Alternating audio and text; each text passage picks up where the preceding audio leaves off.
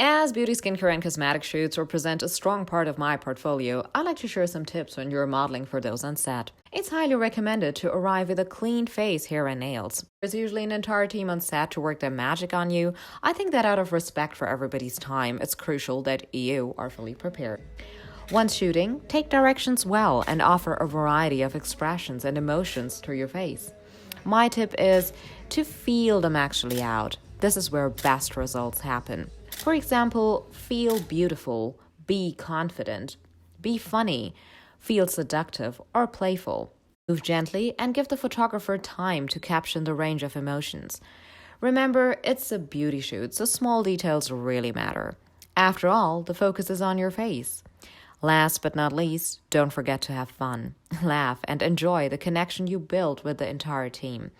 In the end of the day, we're all a bunch of creatives working together on a project, so teamwork is essential.